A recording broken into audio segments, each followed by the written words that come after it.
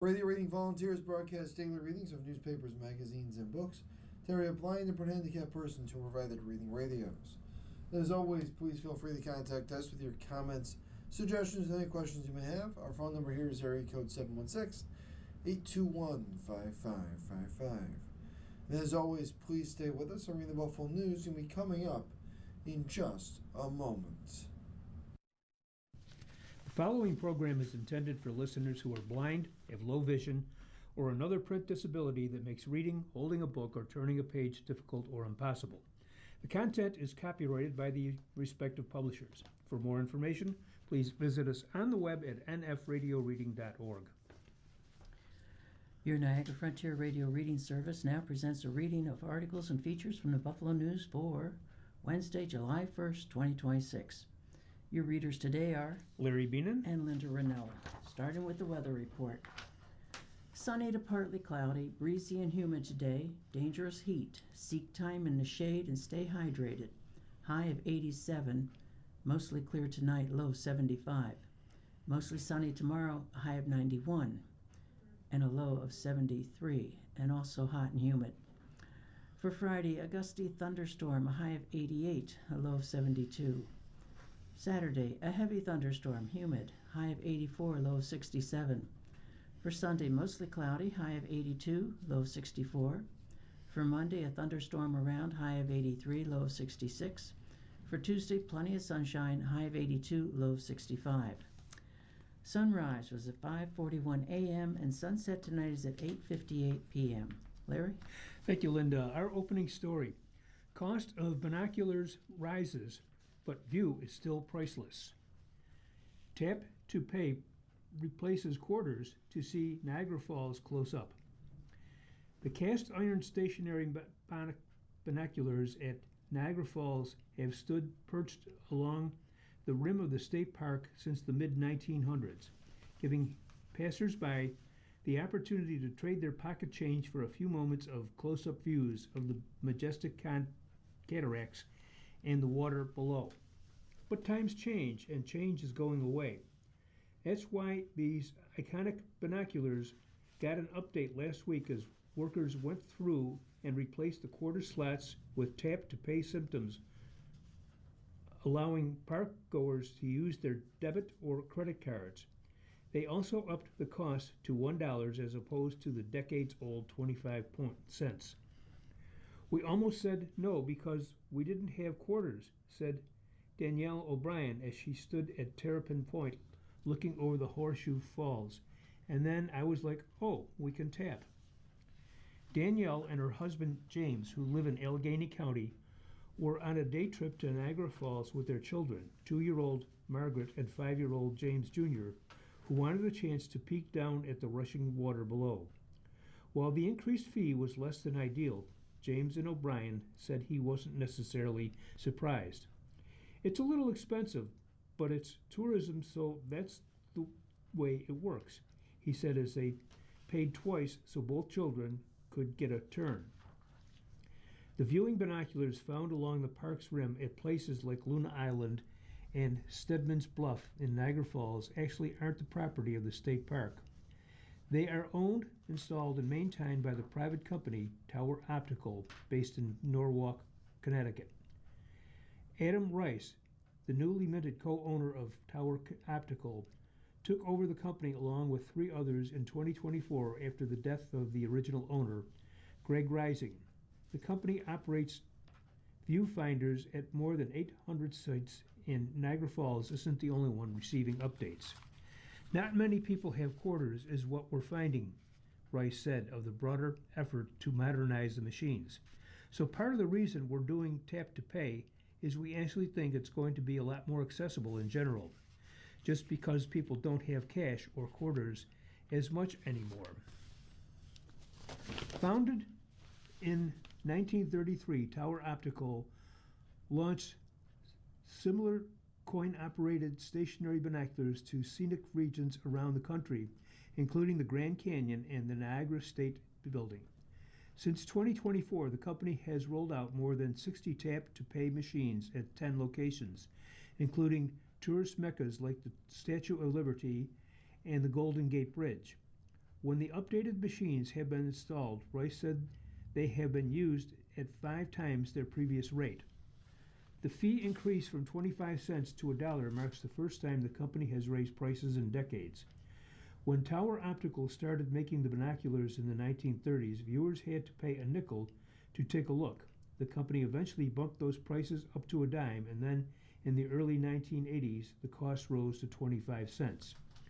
In order to support Tap to Pay, we paid for the engineering and the work to retrofit the machines, Rice said. But there's also transaction costs and using credit cards, so we have to work with the payment processor and pay them. So in practical terms, but for businesses, we kind of have to raise prices.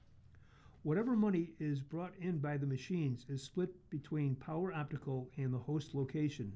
Because of its huge draw, Niagara Falls is one of the few locations where more of the revenue goes to the state park than the company. Angela Bertie, the spokesperson for the State Office of Parks, Recreation, and Historic Preservation, said, Niagara Falls is for everyone, and the new units will be more accessible, which is long overdue. We appreciate the nostalgia of the viewfinders, but we believe that the change to take credit for cards will make it more convenient for visitors to enjoy the view using them, Barty said in a statement. People don't always have change, and there is an expectation at most attractions that credit cards are taken, so we see this as a positive way to enhance the visitor experience. Linda? Thank you, Larry. Comptroller offers financial guidance to small nonprofits.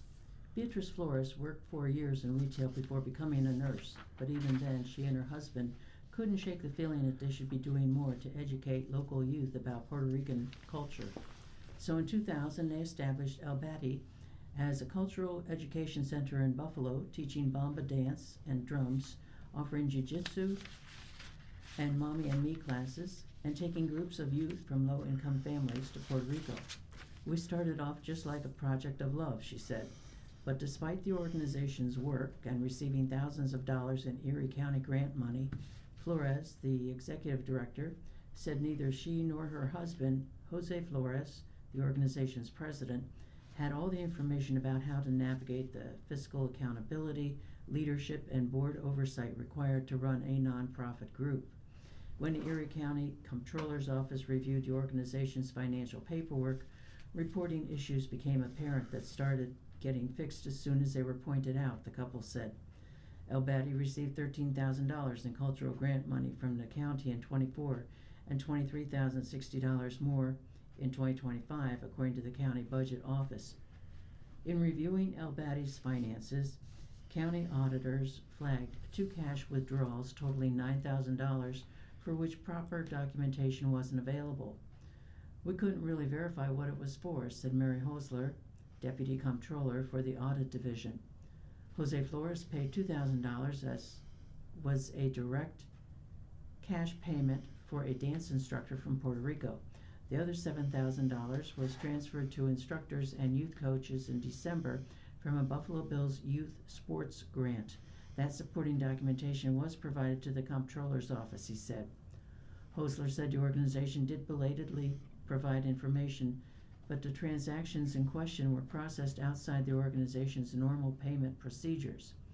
El Batty was also cited for failure to file Internal Revenue Service documents detailing compensation for El Batty's executive team or board of directors, and late filing of federal 990 and state charities bureau forms. Failure to keep a general ledger, which is required to track all incoming and outgoing financial transactions. Conflicts of interest arising from Beatrice and Jose Flores, serving as executive director and president of the board. Lax board oversight of organization finances. Lack of separation of duties for financial decision making.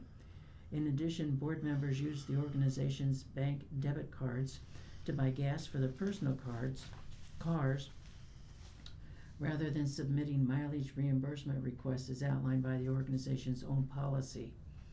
Comptroller's office officials said the findings are not a reflection of the community work done by the organization and that the group is in compliance with the county's cultural grant funding contract. I think they already started remedying some of the issues before we even issued the report, so that was really good, Hostler said. They were really eager to get compliant. I think they just didn't know what they didn't know. On Saturday, parents showed up in the light-filled El Abadi space adorned with plants, art, and Puerto Rican flags for orientation for the upcoming summer enrichment camp for dozens of students through an annual partnership with Say Yes Buffalo. Part of the facility also features gym equipment dedicated to jiu-jitsu classes. I'm really proud of our work that we do here, and we can only get better, Beatrice Flores said. The fact that we got the comptroller's audit, I think it gave us more of a framework to actually say, okay, these are the weak points that we have, this is where we need to document correctly, this is how things get done. The Comptroller's Office issued suggestions to reform how the organization conducts its business, particularly addressing conflict of interest concerns that can lead to financial abuses. Comptroller Kevin Hartwick said the issues flagged in the analysis share some common traits with other smaller not-for-profits. Typical of the problems that a lot of groups have had, said Comptroller Kevin Hartwick, which is why we had these workshops. El Abadi is one of hundreds of not-for-profit organizations the county has supported with grant money over the years.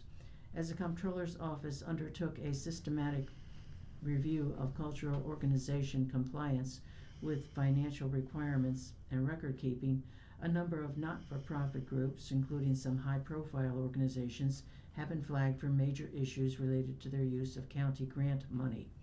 The Comptroller's Office is starting to wind down its first review of cultural organizations that receive more than $5,000 or $10,000 in county grant money in 23 or 24. Once it wraps up, a new round is expected to start involving nonprofit human services organizations. As a result of past findings, the Comptroller's Office has held 2 free workshops in recent months through a partnership with the Hudson Ross Law Firm and the State Attorney General's Office. The workshops are designed to give nonprofit groups the information they need to tighten their financial and oversight responsibilities and reform operations so that they comply with the IRS and State Charities Bureau requirements. The first workshop at the Delaware and Grinder Community Center in April was a packed house and ran over by an hour. The second workshop, held earlier this month in Explore and More Children's Museum, was also heavily attended. It was packed, and I was surprised to see there was not many Latinos, so I think that's a big gap there for us, for our community, Beatrice Flores said of the first workshop. But it was packed and was very insightful, very informative. She said that after El Abadi received the Comptroller's Office analysis, the organization convened its board and started making corrections, including consulting with an accountant. She said the issue of the $9,000 cash withdrawal was a matter before the board and that the board itself would be expanding as a result of the report recommendations. We're actively taking training for governance as well, she said. So that report was incredible because there was things that we needed to address and needed to get education on. Larry? Thank you, Linda. Supreme Court ends President's order on birthright citizenship. Washington. The Supreme Court on Tuesday wiped out President Trump's executive order seeking to redefine birthright citizenship, an effort to restrict American citizenship without Congress that cut against more than a century of legal precedent. The 6-3 decision, with Chief Justice John G. Roberts, Jr. writing the 5-justice majority opinion, backed a challenge to the order which would disallow citizenship for children born in the United States to undocumented immigrant parents or those with temporary legal status. Roberts wrote that the 14th Amendment to the Constitution granted birthright citizenship to anyone born in the United States. Citizenship, then and now, has the right to have rights, to freely participate in our political community. The framers of the 14th Amendment extended that promise to every freeborn person in this land, Roberts wrote. We keep that promise today. States and other challenging the executive order have said in court filings that it could strip citizenship from hundreds of thousands of children each year. Experts said the ruling could confine Congress' power to define who is considered part of the nation. A portion of the 14th Amendment provides that all people born in the U.S. and subject to the jurisdiction thereof are eligible to be citizens. The decision Tuesday said that clause meant citizenship applied to everyone born in the country outside certain specific exceptions. The decision cited a more than 100-year-old Supreme Court decision where the majority found that an American-born man, Wong Kim Ark, was a citizen even though his parents were born in China. Justice Brett M. Kavanaugh joined the overall judgment in the case, but dissented on Roberts' view of the Constitution of birthright citizenship. Trump's executive order violated federal immigration law, which has a definition of birthright citizenship, Kavanaugh said. However, Kavanaugh argued that Congress still has the power to change the citizenship rules. Consistent with the 14th Amendment, Congress could amend 1401A or otherwise enact new legislation establishing exceptions to birthright citizenship for children born to foreign citizens unlawfully or temporarily in this country. But Congress has yet not done so, Kavanaugh wrote. Republicans in Congress have for years sought to end birthright citizenship through legislation. Senators Lindsey Graham, Republican South Carolina, and Katie Britt, Republican Alaska, have sponsored a bill in the current Congress to do so. The bill has not advanced. Representative Chip Roy, Republican Texas, said Tuesday that Congress must act immediately to counter the decision, defining citizenship as tied to the parent and not the soil, and using appropriations to enforce it. The 14th Amendment to the U.S. Constitution in no way stands for the proposition of creating a dangerous contagious industry of traveling to our soil to manufacture United States citizenship. That's insane, Roy said. The decision in the birthright citizenship case will almost certainly increase the tension between the Supreme Court and the Trump administration. Trump himself has spent months fuming about an earlier decision by the justices that tossed his global tariff regime on the grounds that Congress did not give him the power to do so. In April, Trump posted that Republican appointees to the court don't stick together and blamed them for siding with Democratic appointees and killing his tariff regime. He also complained about nasty, one-sided questions on the country destroying subject of birthright citizenship, something which virtually no other country in the world is stupid enough to allow, and that's all in caps. Trump took the unprecedented step of attending the April oral arguments in person. Throughout the court cases, the Trump administration has maintained that the amendment was meant to provide the children of slaves with citizenship and should not apply to the children of people in the country temporarily or illegally. Justice Clarence Thomas, in a dissent joined by Justice Neil M. Gorsuch, argued that the 14th Amendment was meant to provide birthright citizenship to the children of former slaves. That clause of the Constitution and the initial Civil Rights Act of 1866 did not mean to cover immigrants without a permanent home in the country. Neither guaranteed citizenship to persons who were not domiciled in the United States, Thomas wrote. Thomas pointed to decades of practices by presidential administrations to deny citizenship to the children of immigrants until the 1890s. Thomas argued that Trump's executive order was consistent with those practices and the Constitution.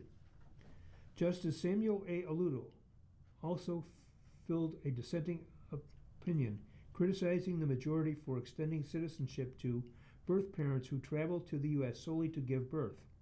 Alito argued that the millions of people who may be deprived of citizenship due to a change would instead look to Congress for relief.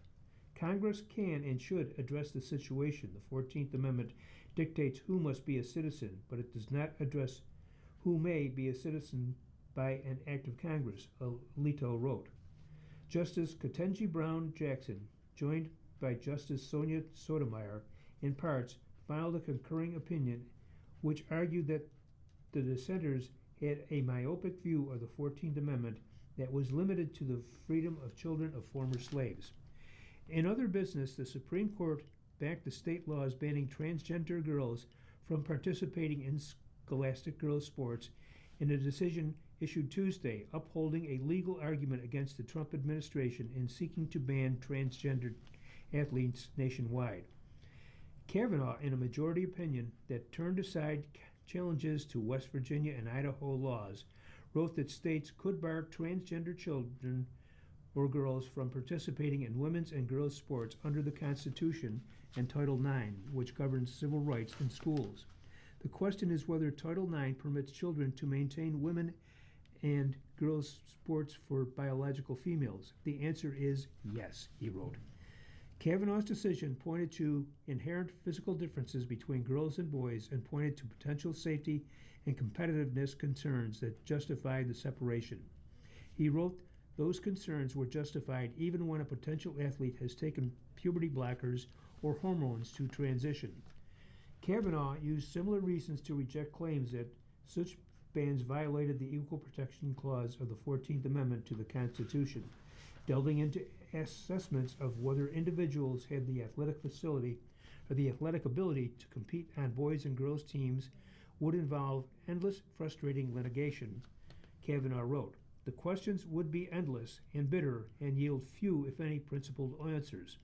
The Equal Protection Clause and this court's precedents do not require such a quagmire, Kavanaugh wrote.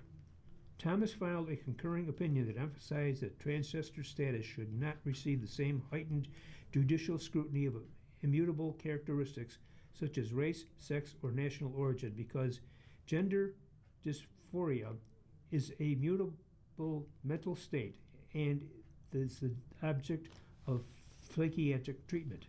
A man does not have a legal right to compete against women just because he believes that he is a woman, Thomas wrote.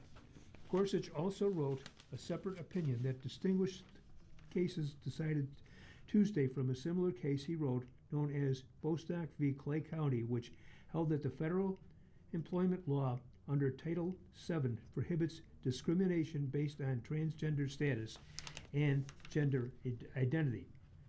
Put simply, it is a mistake to assume that just because firing someone in part because of his biological sex amounts to unlawful discrimination in violation of Title VII, sponsoring a single-sex sports team limited to biological women or girls must also amount to unlawful discrimination in violation of Title IX, Gorsuch wrote. Sotomayor, joined by Justice Elena Kagan and Ketanji Brown Jackson, concurred in the portion of the decision that relied on Title IX. However, Sotomayor wrote that the justices should not have decided the constitutionality of state laws without further litigation. Sotomayor said the justices should have sent the case back to lower courts to fully explore whether transgender athletes should be considered different once they have undergone gender-affirming treatment. These circumstances demand exercising judicial restraint, not rushing to answer conclusively difficult questions without sufficient evidentiary development, Sotomayor wrote. Sports, of course, are often zero-sum, but the law need not and should not be. The Supreme Court also overturned a key campaign finance restriction in a decision issued Tuesday, clearing the way for political parties nationwide to spend unlimited amounts on behalf of candidates in federal elections. The 6-3 decision came at a challenge from the National Republican Senatorial Committee as well as Vice President Vance from when he was a senator and former Representative Steve Chabot, Republican Ohio. They argued the limits violated the free speech rights of political parties. Kavanaugh argued, writing for the court's conservative majority, said that concerned about the circumvention of individual contribution limits and the appearance of undue influence by big donors was not enough to justify the coordinated suspending bar. In short, under the court's more recent First Amendment precedents, the government's desire to prevent or reduce influence, ingratiation, gratitude, access, or the like for those who spend in support of or contribute to political parties or candidates is not a constitutionally permitted objective for campaign finance restrictions, Kavanaugh wrote, therefore, the political party coordinated expenditure limits can no longer be justified on that basis. The decision overturned an opinion from the U.S. Court of Appeals for the Sixth Circuit that upheld the limits. Kagan, in a dissent joined by Sotomayor and Brown-Jackson, argued that removing the limits is effectively allowed national parties to operate as alternative checkpoints for political campaigns. Kagan said that donors can give up to $500,000 to political campaigns, far more than the $7,000 limit to individual candidates. So the court ushers back in the same opportunities for quid pro quo corruption that the contribution limits were meant to check, Kagan wrote. Thank you, Larry. You're listening to a reading of today's Buffalo News on your Niagara Frontier Radio reading service. The time is 9:26. Today in history, Wednesday, July 1st, 1847, the first general issue postage stamps were released by the U.S. Post Office.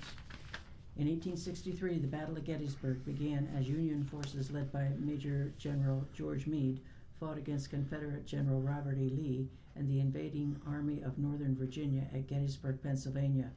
Known as a turning point for the American Civil War, the battle lasted 3 days and was the bloodiest of the war.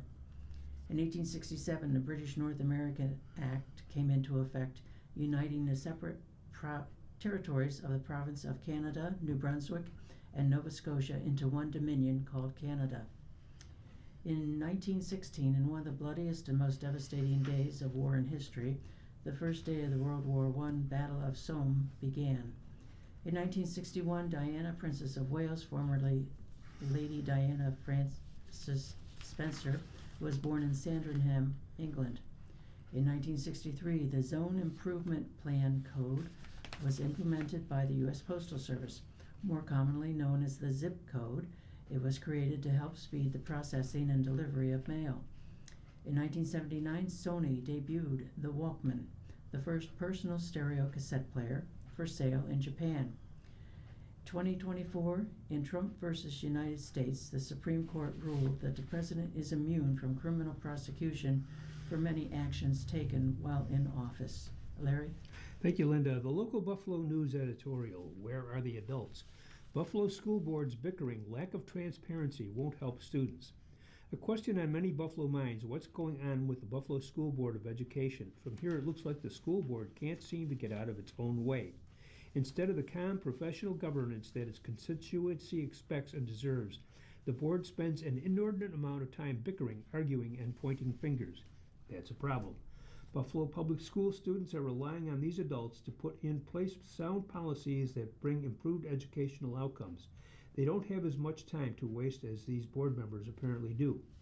The situation is getting progressively worse. As reported by the news, Ben Sugimoto, North District Representative Cindy McEachin, has announced her resignation. The move comes amid a variety of issues causing tension on the board. Consider disputes over proposed 3% raises for district leadership, among other governance tensions. Then there is the board's recent agreement to hire an outside firm to investigate reports of sexual harassment by a board member. Its handling of these allegations appeared to crystallize many of McKitchen's concerns. She and board member at large Larry Scott took the board leadership team to task for knowing about the accusations for roughly 2 weeks before they shared information internally and acknowledged them publicly.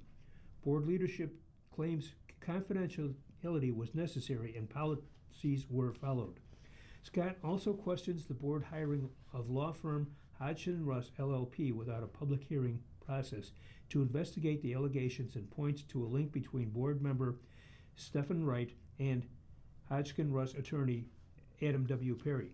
McEachin and Scott wrote a rebuttal to an opinion piece in the news by Ferry District Representative Wright, who criticized the superintendent's cost of living raises to the district's exempt employees.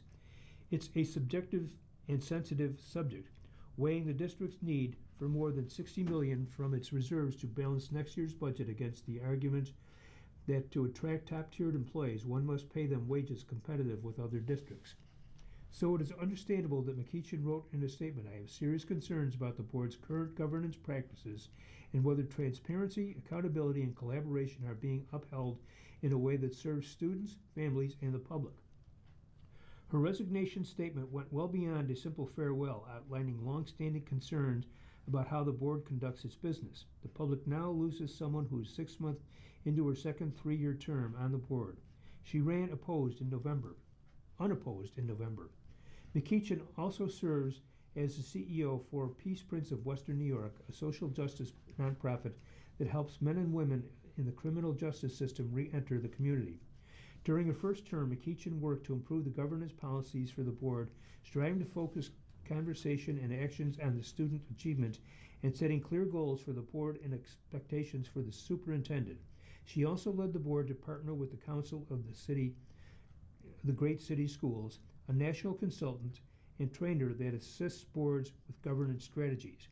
Buffalo School Superintendent Pasquale Mubunga thanked her for her service. The question now is, what comes next? The school board has 30 days from her resignation to conduct a majority vote on a temporary replacement to finish her terms, which has 2.5 years left. If a board majority does not vote on a replacement in that period, Buffalo Mayor Sean Ryan can make the appointment if his choice is approved by the Buffalo Common Council. Buffalo school board members have had disputes in the past, different board members and different topics. The uproar on the board has gotten ugly at times, but to watch with an experienced board member walk away underscores serious governance concerns. These problems are at best a distraction and at worst a detriment to what should be the BPS overriding goal, improving student outcomes. Thank you, Larry. The editorial cartoons, the first one is by Adam Zeigler of the Buffalo News, and is titled America 250 Fireworks. And it shows, there's a lot to explain here, folks. All right, on the left side is a picture, well, it's a drawing of the Capitol building and it's being blown apart. There's fireworks and smoke bombs coming out of it. The building is toppling. In the center is a very serene picture of the White House, and it has a Trump flag over it. And over on the right side, they have the Supreme Court building, and the roof is being blown off of that, and there's smoke bombs and fireworks. And then there's Uncle Sam here, and he's just sort of in line in between, in the middle of the picture, and you see him from the back, and he's got his hands just shaking around his head like this is incredible. But it is titled, the Capitol building is listed as separation of, and over at the Supreme Court building is powers, so separation of powers. And like I said, the title of it is America 250 Fireworks. And the second cartoon is by Michael Ramirez of Creator Syndicate. And it shows a spotted leopard sleeping on a branch in a tree. But he's actually wearing the turban of an Ayatollah, and the tree is listed Iran. And instead of the spotted leopard, some of the spots have been turned into nuclear power symbols. And it is titled A Leopard and Its Spots. Larry? Thank you, Linda. Everybody's column. Bad apples do not represent police. The news media typically reports news about the corrupt deeds of police officers. Rarely do we hear of stories of how they assist our citizens. A police officer leaves home with the possibility of never returning because they give their lives in the line of duty. Their families often fear the worst, a visit by another police officer notifying the family that their loved one died while saving others. Their motto is simple: protect and serve. Many examples exist of police officers helping others in need, giving out turkeys instead of tickets, purchasing a pair of boots for a homeless man, providing groceries for needy families, or taking a child whose father was killed in the line of duty to school. Sadly, these efforts often go unnoticed, and the news media focus on the stories of corruption. Police officers deserve our gratitude, support, and prayers. This from Joseph Strichaz of Tonawanda.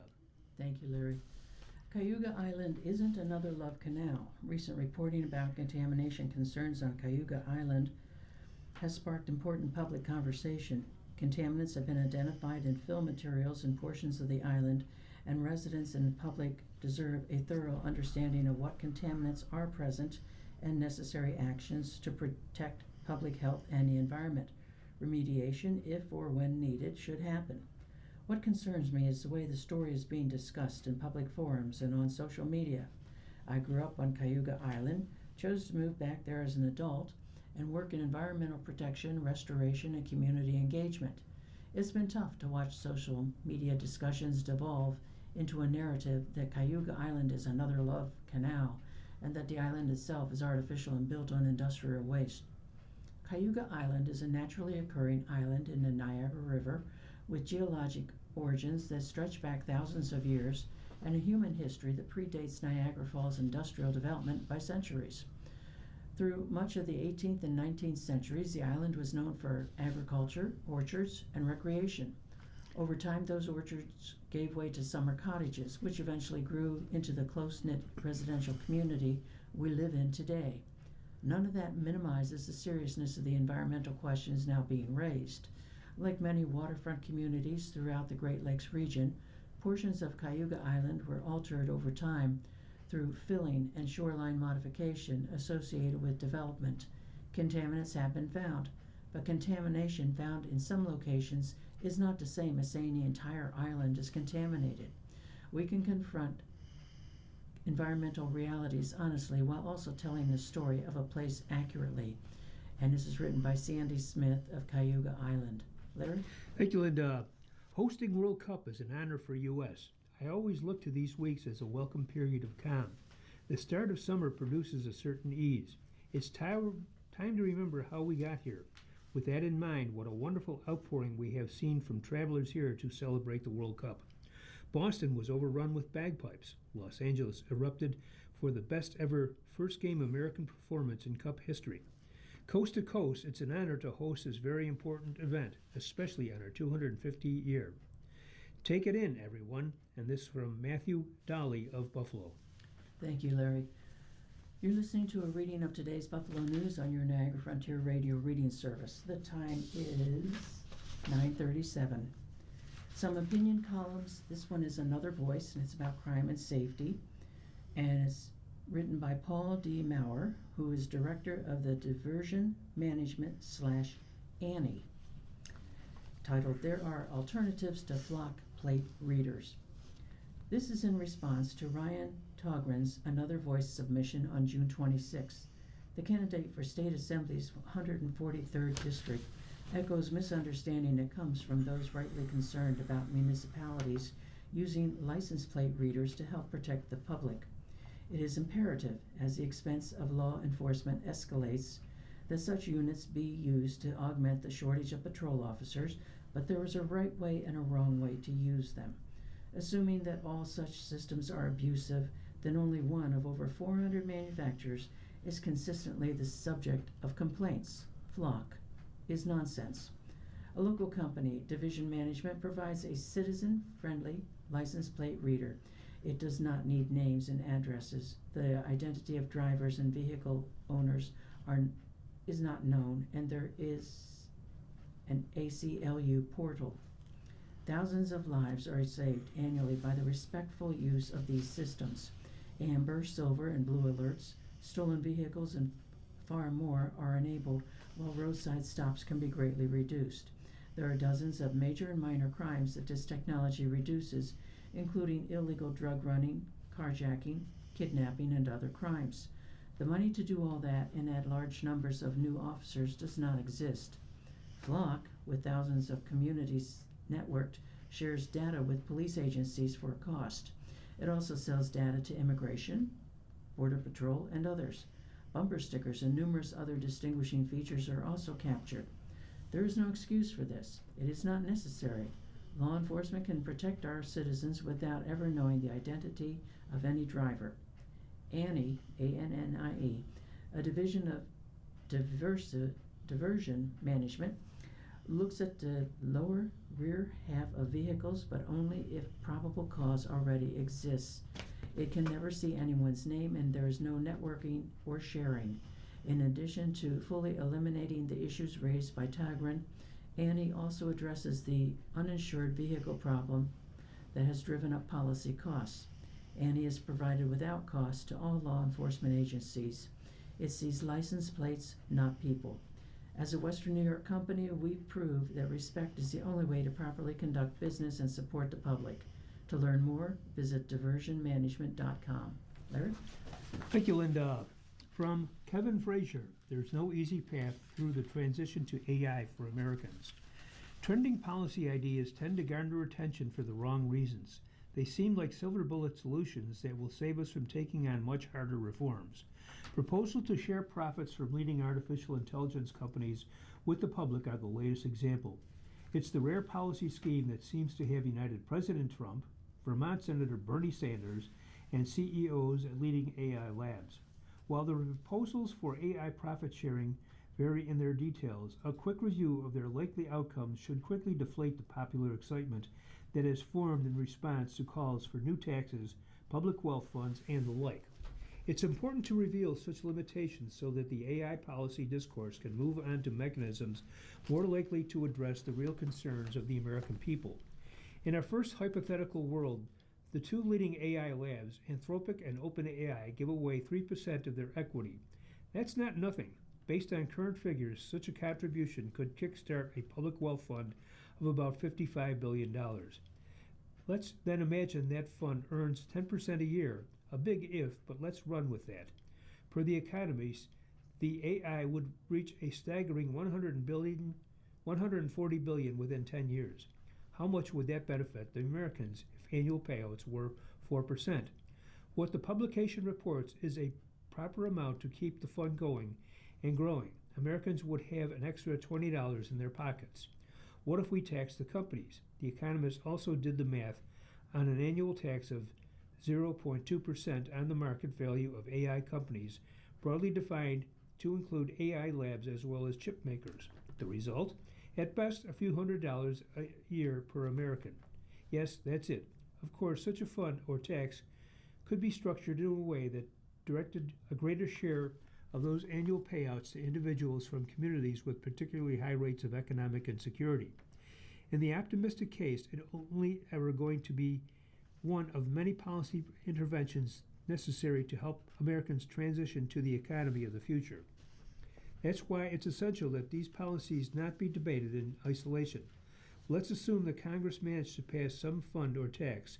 There's a risk that, given the outsized attention to this single idea, people would feel the temptation to end the economic transition effort there. Problem solved, right? Very unlikely. There's a clear need for occupational licensing reform so that more people can earn jobs in the care economy without being forced through credentialing programs that often have no tie to public safety. There's an urgent demand for updating and retaining programs that have consistently fallen short of their potential, and there's a whole range of barriers that need to be lowered to help more people start and sustain families. Back of the napkin solutions will not solve any of these issues. Recognition of this challenge will help set expectations and make sure that the success is not declared prematurely. A modest fund or tax could help at the margins, and a thoughtful design could steer real support toward the communities facing the deepest insecurity. Yet the appeal of these schemes lies in their simplicity, and that simplicity is the tell.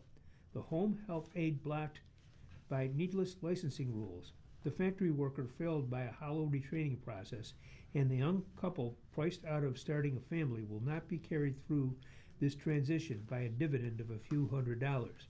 The upshot is plain. Profit sharing can be one tool among many, and the sooner we treat it that way, the sooner we get to the harder work that actually matters. Linda? Thank you, Larry. Some business and financial news. $20 million will fuel growth of sleep apnea startup. A Buffalo telehealth provider for sleep apnea care will be adding local jobs and expanding its artificial intelligence-enabled platform after raising $20 million from investors. Omni Sleep, a virtual sleep medicine platform helping increase access to diagnosis and treatment for obstructive sleep apnea, has closed the $20 million Series A financing round that it started earlier this year.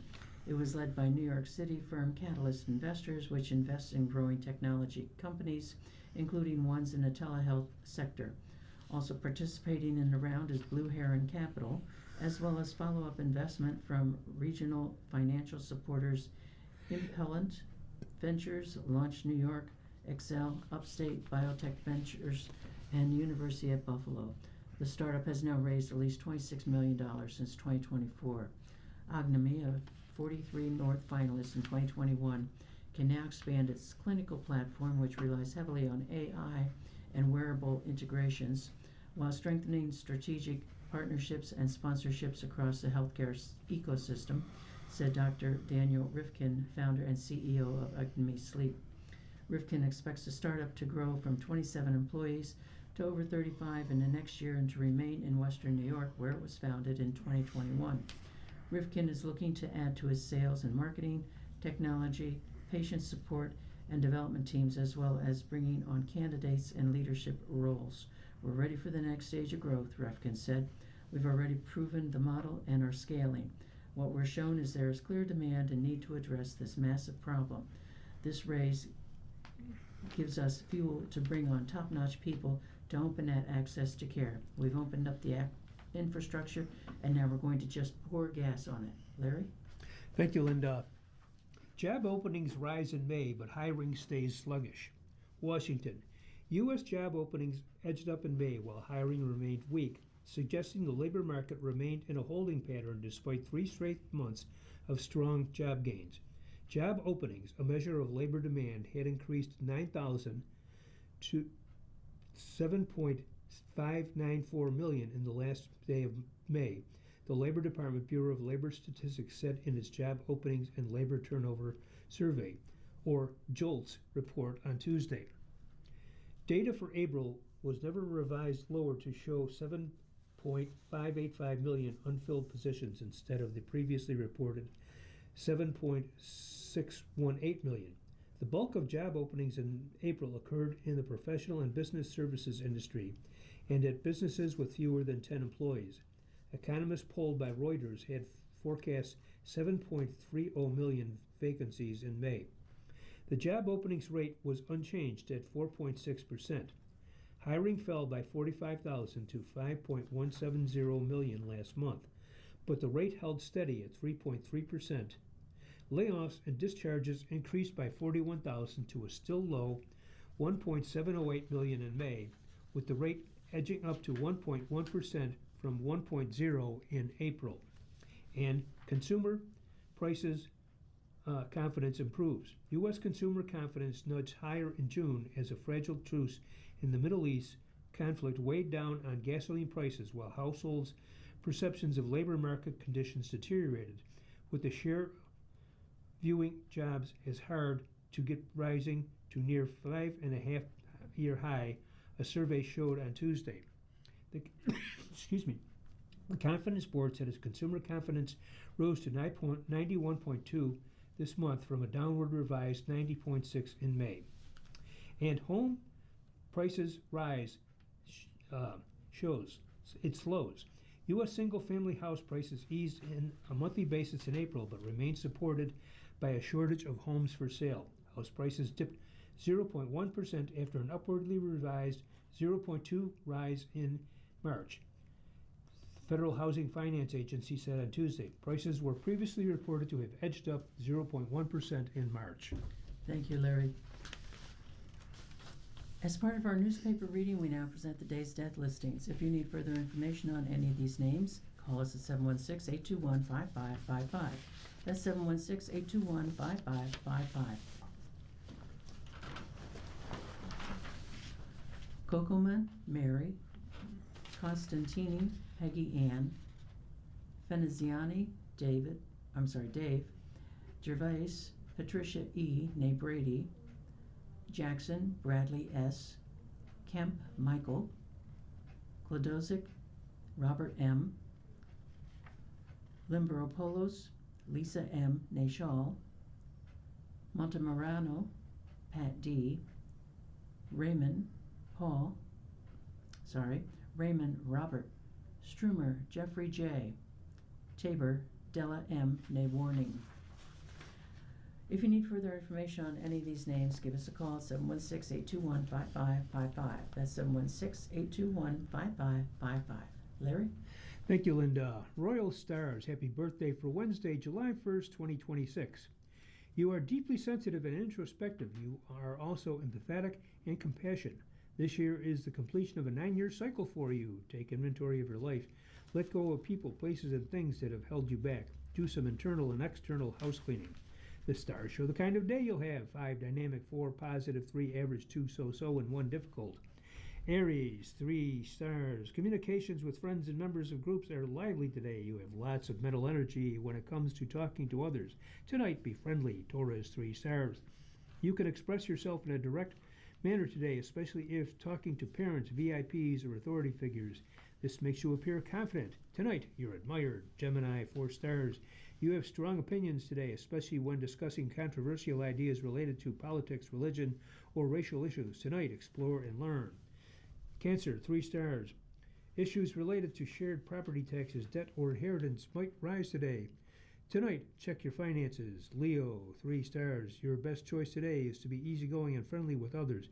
Be accommodating and helpful because you don't have the edge. Other people do. Tonight, listen and cooperate.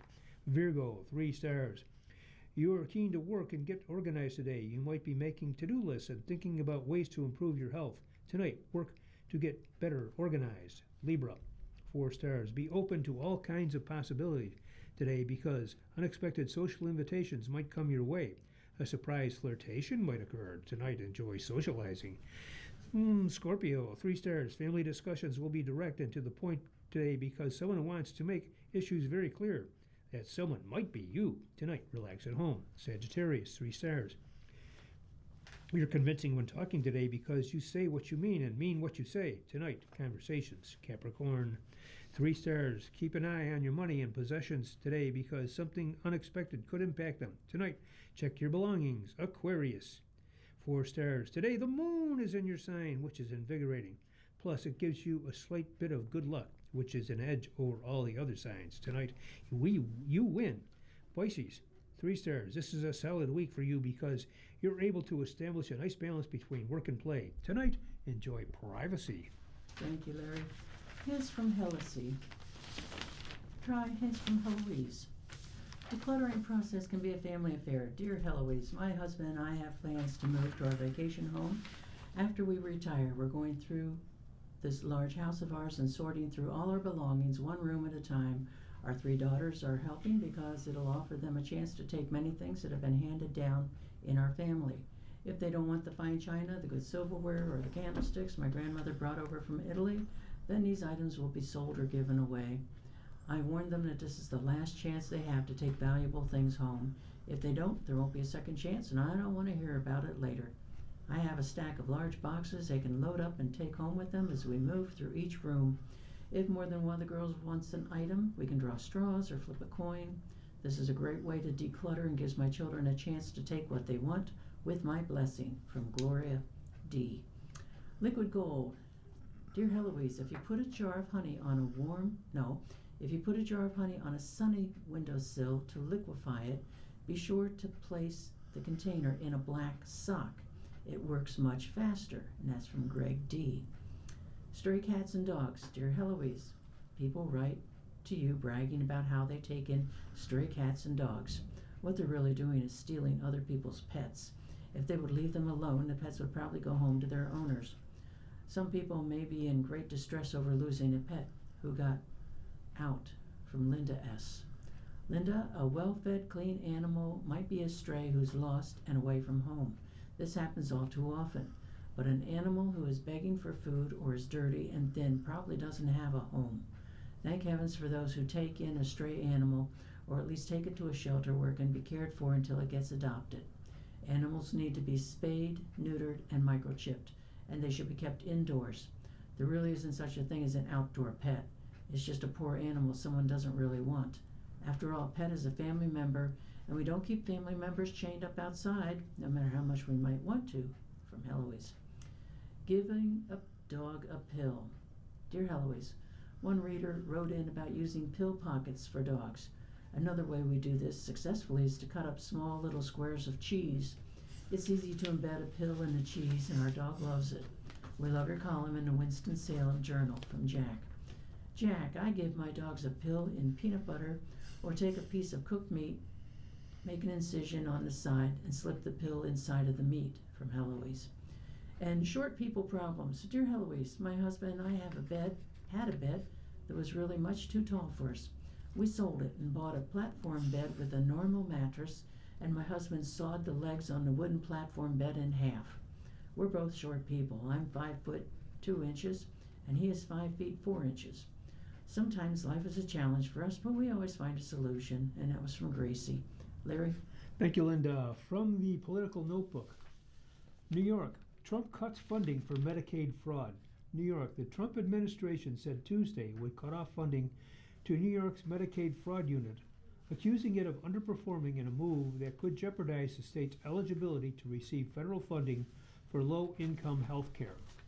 New York has lagged behind other large states in the number of criminal cases brought in recent years. The Department of Health and Human Services wrote in a letter to Attorney General Letitia James. James oversees the Medicaid Fraud Control Unit, a body that investigates and prosecutes fraud by healthcare providers. The unit has achieved results in civil cases and shown improvement this year on criminal cases, HHS said, while concluding that the improvement is not enough and denying its federal certification. HHS pulled Hawaii's Medicaid fraud unit funding earlier this month. The state has asked for reconsideration. Around 6.4 million people in New York are enrolled in Medicaid, the health program for low-income Americans. James last week announced the address of a man accused of $9 million Medicaid fraud scheme. The state recovered $627.8 million in its Medicaid fraud cases between 2019 and 25. Her office said at the time. And we also have Judge Black's new rule on debt forgiveness. A federal judge on Tuesday blocked President Donald Trump's administration from implementing a new rule that would strip public service workers of eligibility for federal student loan debt forgiveness if it deems their employers to have a substantial illegal purpose. U.S. District Judge Myung Leon in Boston sided with Democrat-led states, cities, and nonprofits that argued the Education Department's rule would allow it to target groups supporting immigration rights, transgender health care, and other causes the administration disfavors by disqualifying them from public service loan forgiveness program. The PSLF allows borrowers to have their federal student loan debt forgiven after 10 years of working for the government or nonprofit employers. More than 1 million borrowers received debt relief since Congress established it in 2007. Trump argued the program was exploited by activist organizations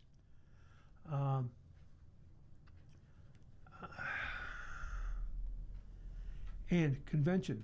President Donald Trump and his fellow Republicans plan to stage a convention in Dallas in September to rally voters for their party's candidates ahead of November's midterm congressional elections. Two Republicans familiar with the matter said Tuesday. Thank you, Larry. You're listening to a reading of articles from the Buffalo News for Wednesday, July 1st on your Niagara Frontier Radio Reading Service. We'll return for more readings after the short break. Your readers today are Larry Beenan and Linda Ranella. If you're listening to this publication online, you're probably using our website, a podcast player like Spotify or iTunes, a streaming service like Siro, or a smart speaker. Did you know that we now have a dedicated app that can be downloaded to any mobile device, like a smartphone or tablet, for free? App users can conveniently access our live stream and any episode of our podcast easier than ever.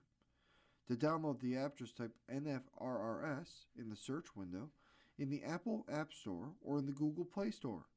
Contact us anytime if you have any questions by calling 716-821-5555, extension 5. Thank you.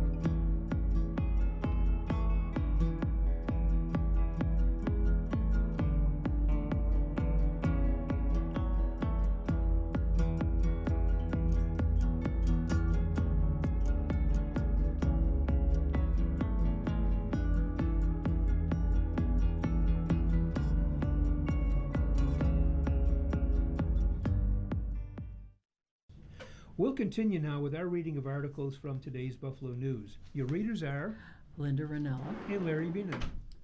Some local and regional news. Feds warn 2 local hospitals price transparency is lacking. 18 hospitals in New York, including 2 in Western New York, are in the crosshairs of the federal government for not providing the public with enough information about the prices for healthcare services. Kenmore Mercy Hospital and St. Joseph Campus in Cheektowaga, both owned by Catholic Health, were the 2 local facilities to receive warning notices from the Trump administration, according to a list published by the Associated Press. Since April, more than 500 hospitals nationwide have received warning letters or, more severely, requests to submit a corrective plan action, reported the AP, which noted failing to comply with the warnings could come with penalties up to $2 million annually. In a statement Tuesday, Catholic Health said it is committed to transparency and ensuring patients have the information they need to make decisions about their care. In response to updated requirements from the Centers for Medicare and Medicaid Services, CMS, Catholic Health has successfully converted and uploaded the required hospital price transparency files to the new CMS file format, the statement said. The files for all Catholic Health hospitals have been validated using the CMS online validator tool, and we have not received any additional requests for information from CMS for any Catholic Health hospitals. Catholic Health said the required price transparency files are publicly available on its website. In addition, the system offers an online price estimator that patients can use to estimate the cost of common procedures and services. The efforts to increase hospital cost transparency date to the first Trump administration, when the president signed an executive order in 2019 that called for hospitals to provide upfront disclosure of standard prices for common procedures.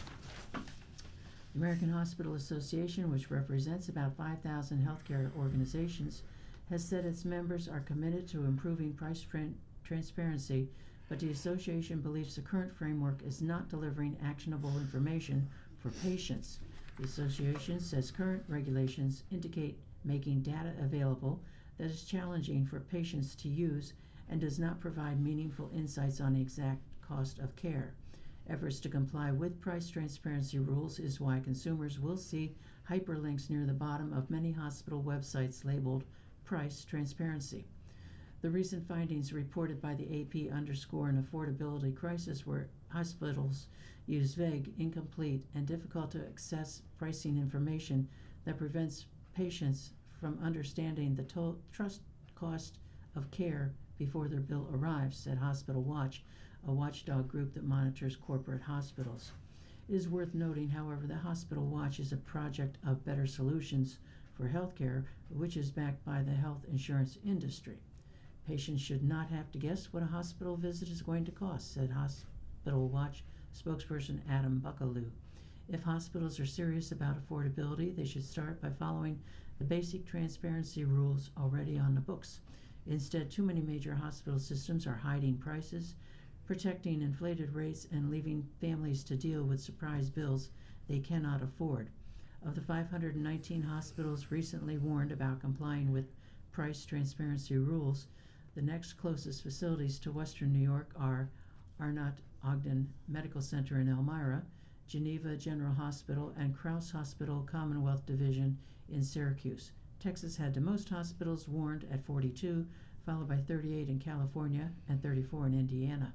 Since 2021, the federal government has issued civil monetary penalty notices to nearly 30 hospitals over price transparency. The only New York hospital to be penalized is Samaritan Hospital Albany Memorial Hospital, but that $56,940 civil penalty issued nearly 3 years ago is listed as under review. Larry? Thank you, Linda. 4 child care centers received $13.2 million to expand, modernize. Facilities are among 37 in state benefiting from local endeavor. Albany. 4 facilities in Western New York will reap close to $13.2 million to modernize and expand their child care programs, Governor Kathy Hochul announced Tuesday. The recipients were among 37 projects across the state, awarded more than $106 million through the state's Child Care Capital Construction Funding Program, known as 4CFP. to allow the facilities to increase the availability of licensed childcare, Hochul's office said. The Western New York projects include Mercy Hospital of Buffalo, $4,858,389. The Chautauqua Lake Child Care Center, $4,734,578.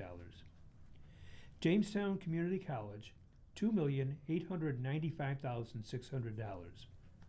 The Hispanic Heritage Council of Western New York, $687,608. Together, the $13,176,175 to expand child care in Western New York comes from money approved in last year's state budget and previous child care programs. The state had received 197 applications for not-for-profit organizations, public authorities, public and private colleges, and universities seeking $417 million in funding. The dollars are intended to create new capacity or expand existing space for licensed, registered, and permitted child care programs. The programs can spend it to design, renovate, construct, reconstruct, and purchase equipment to increase their care, officials said. The programs must complete all required reviews within 12 months of receiving the money and fully complete their projects by December 31st, 2029. Access to affordable, high-quality child care is essential for children, families, and New York's economy, Hochul said in a statement. These investments will help communities across the state create and improve child care facilities, giving more families access to the care they need while supporting working parents and strengthening local economies. In May, Hochul and state lawmakers passed a $277 billion state budget that included $1.7 billion increase to expand child care through pre-kindergarten for all 4-year-olds in New York by the start of the 2028 school year. Hochul, a Democrat from Western New York, is running for re-election in November. She faces Nassau County Executive Bruce Blakeman, a Republican. Thank you, Larry. Hamburg man, 62, is accused of shooting dog in the face. A Hamburg man who police say was convinced his dog was Satan is charged with shooting the pet in the face, according to court records and the Erie County District Attorney's Office. The dog, a 7-year-old male German Shepherd named Sky, survived the shooting and is recovering under the care of the SPCA serving Erie County. Dennis J. Rutkowski, 62, is charged with aggravated cruelty to animals, a felony under the state's agriculture and markets law, along with prohibited use of a weapon and criminal possession of weapon, both misdemeanors. The district attorney's office said the incident happened just after 9:30 a.m. Sunday when Hamburg police went to a home on West Canyon Drive to conduct a welfare check. While officers were outside the home, they said they saw an injured dog in the backyard, prosecutors reported. The dog had been shot in the head by its owner, Rutkowski, according to the DA's office. Police officers seized a rifle and arrested Rutkowski.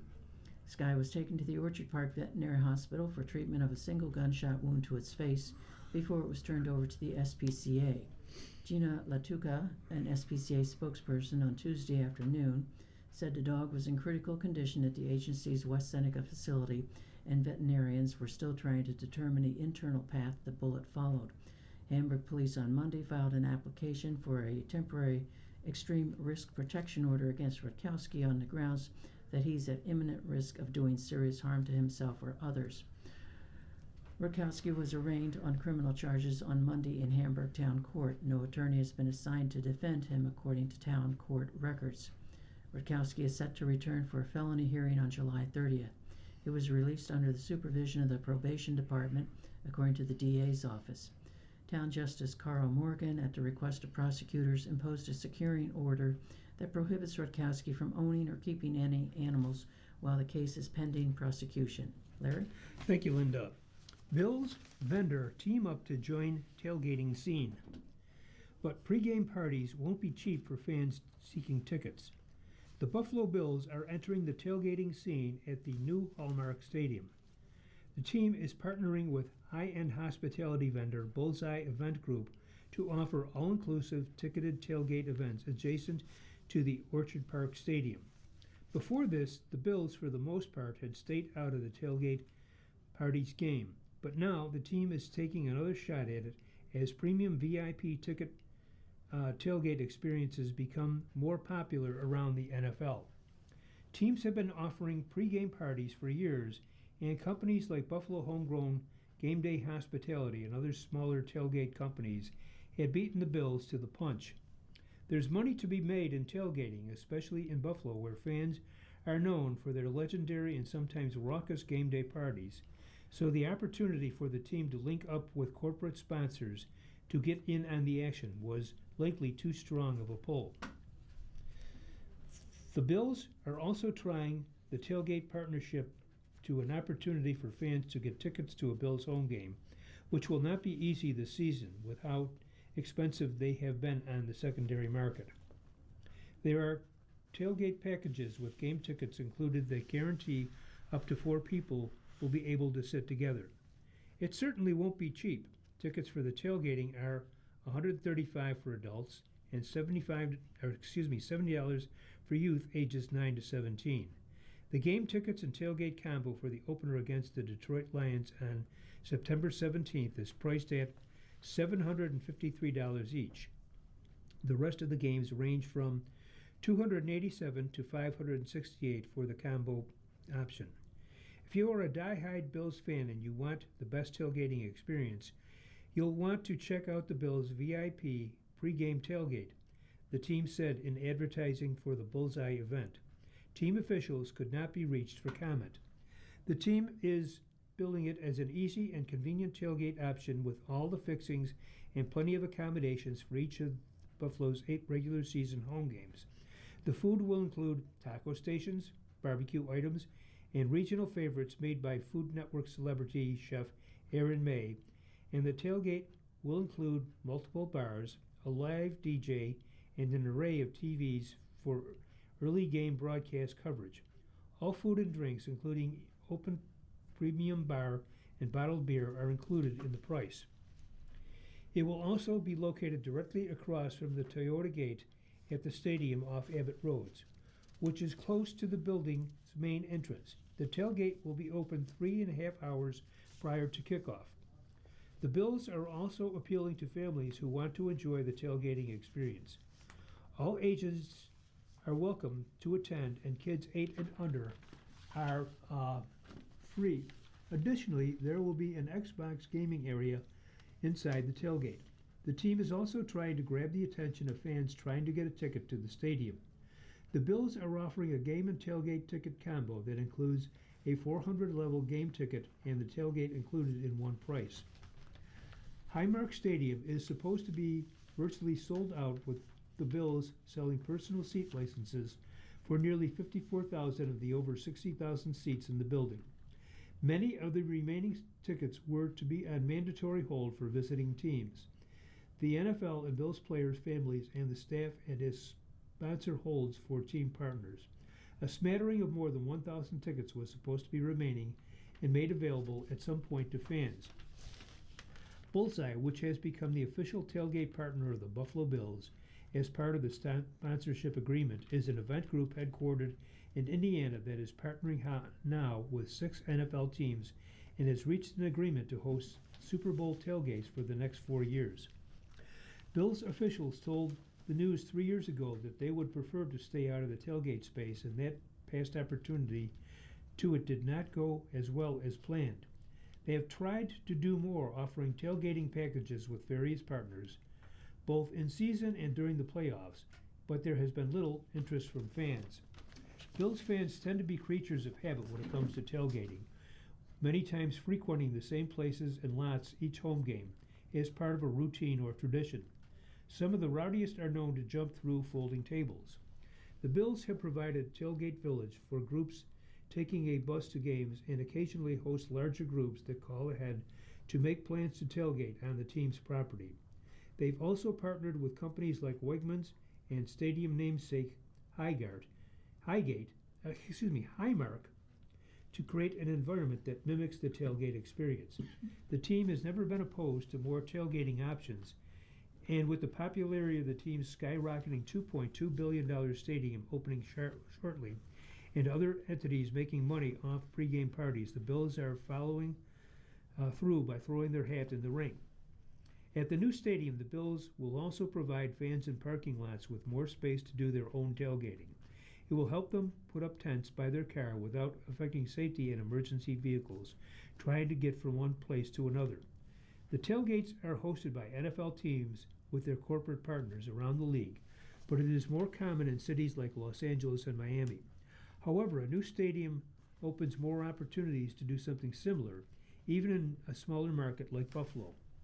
The deal with the Bills at Bullseye creates a tailgate competition not only with private lot owners who cater to tailgating, like Hammer's Lot on Everett Road, but also companies and fan groups that have set up shop around the stadium.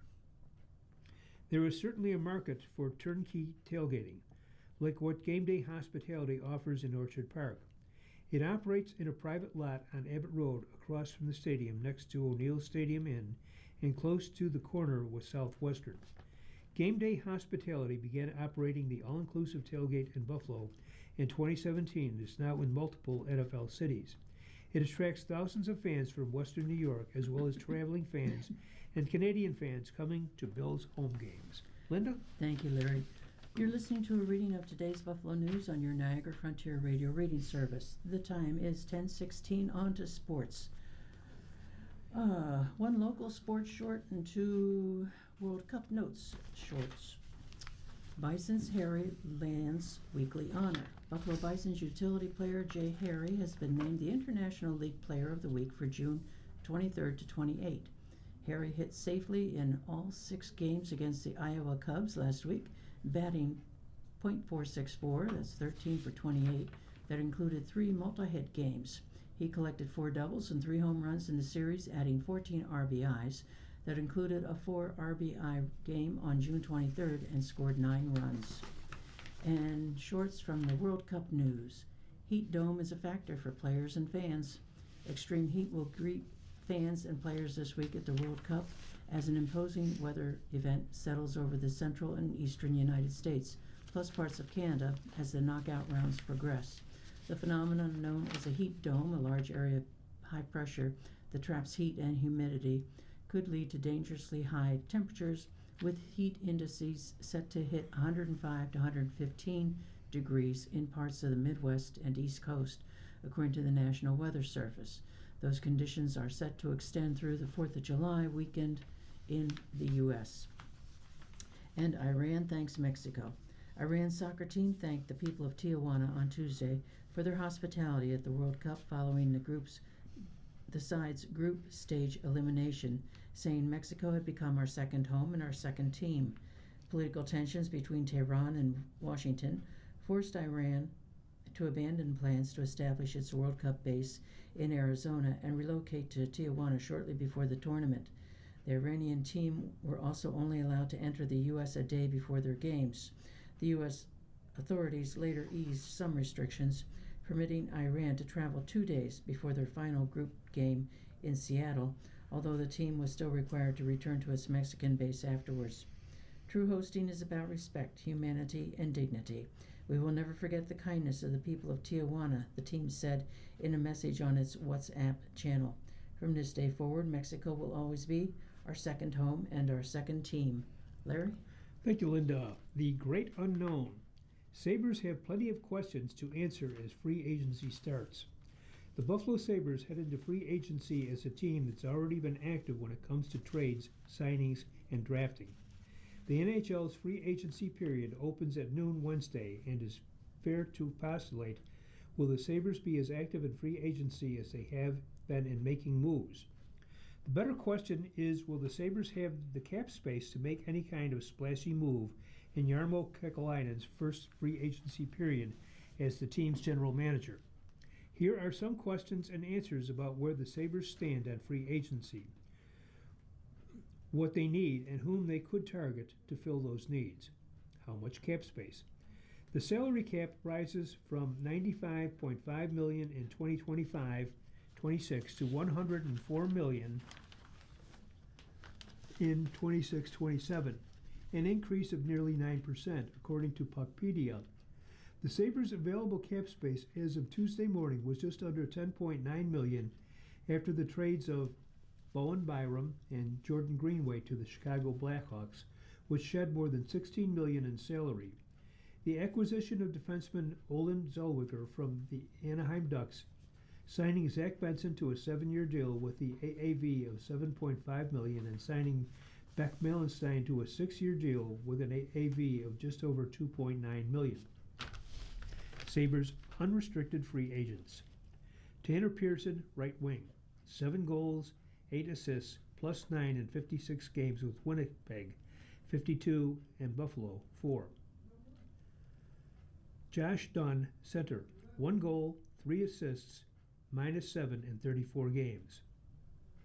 Logan Stanley, defense, 9 goals, 17 assists, plus 3, 84 block shots, 110 hits in 76 games with Winnipeg, 59, and Buffalo, 17.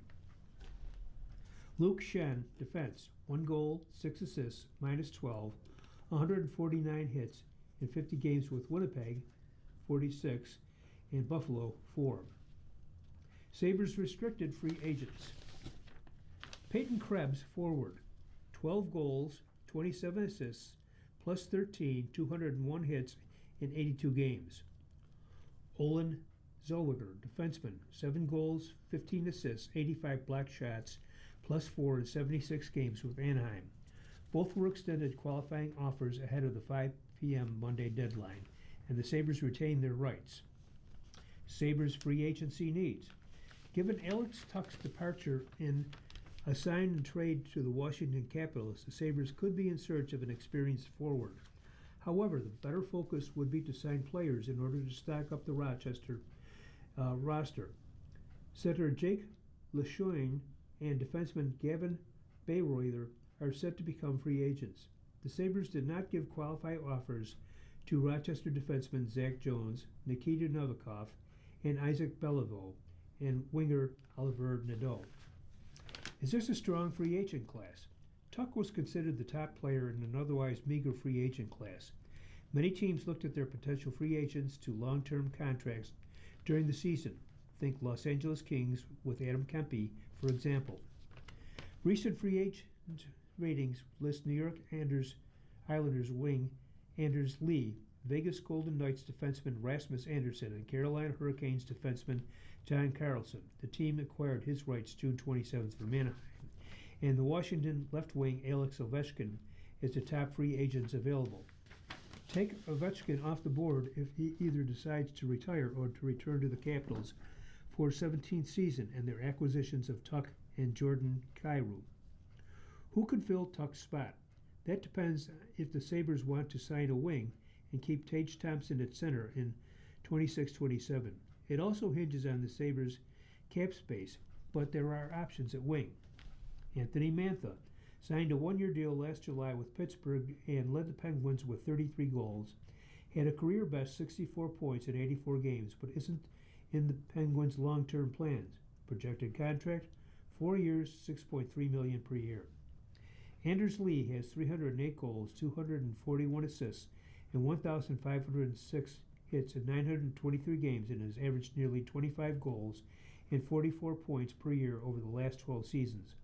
Both Lee's age, he turns 36 on July 3rd, and the potential price tag may be what prevents the Lee Sabres pairing. Projected contract, 3 years, $6.6 million a year. Would Patrick Kane take a hometown discount? The South Buffalo native signed a 1-year contract last summer with the Red Wings and scored 16 goals with 41 assists in 67 games. Projected contract, 1 year, $3.6 million. Vladimir Tarasenko doesn't have the same scoring touch that he had in his early years of his career, but is coming off a 23-goal season with Minnesota. The 14-year veteran also won the Stanley Cup with St. Louis in 2019. Projected contract, 1 year, $3.39 million. Corey Perry turned 41 in May, but he has scored at a double-digit clip in the last 4 seasons, including 17 goals with Los Angeles and Tampa Bay Lightning this season. He has 465 goals and 507 assists in 21 NHL seasons. Projected contract, 1 year, $2.1 million. contract projections via AFP analysis. RFAs versus UFAs. An unrestricted free agent UFA can sign with any team. Restricted free agents RFA cannot sign with any team but can sign an offer sheet with another team. An FRA's former team can match the contract and keep the player if the RFA's previous team does not match the contract. His new team will compensate the other team with draft picks based on the average annual value, AAV, of a player's contract. Linda? Thank you, Larry. Elms Orr making a big impact for the Bills. Joe Brady noticed the fire early on. The Buffalo Bills head coach had been spending more time with the defense lately. One day that brought him to the huddle where Brady accidentally interrupted rookie linebacker Caleb Elms Orr. It was one of the early days he was in the huddle about to call the defense, Brady said during mandatory minicamp, and I was talking about the defense, and Elms Orr absolutely snapped at me. I don't think he knew it was me, but I loved it. Elms Orr, a fourth-round pick out of TCU, was getting more time with the Bills starters this spring as fellow linebacker Dorian Williams dealt with an injury that had him on crutches. Of the Bills' 10-player draft class and fluctuating number of rookie undrafted free agents, Elms Orr is particularly posed to have an impact on his rookie campaign. He's doing everything we're asking him right now, defensive coordinator Jim Leonhard said in May. He's a very efficient mover, so it's really cool to watch him. Whether he knows it or not, I think he's in the right spot the majority of the time. He's got a really good feel for the game. Elms Orr didn't start playing tackle football until high school, so he feels he still has room to grow. But one thing that has been consistent no matter what sport he's playing.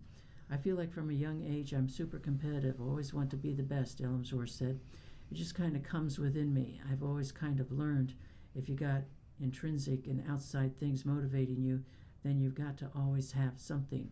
So Elms Orr doesn't wait for an external motivation to kick in.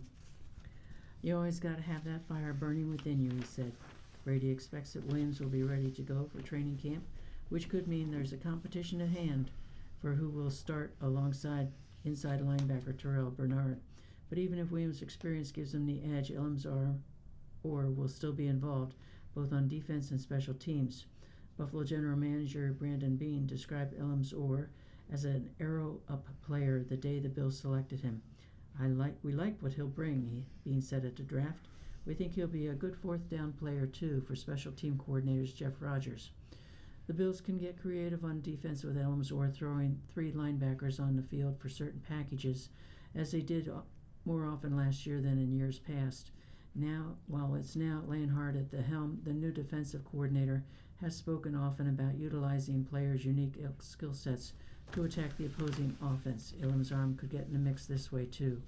Other rookies are sure to make an impact in the 26-27 season as well. The Bills invested plenty of draft capital at a premium position for rookie outside linebacker T.J. Parker. Wide receiver Skylar Bell could break out, and David Igbinosun adds depth if anything happens at cornerback. But it is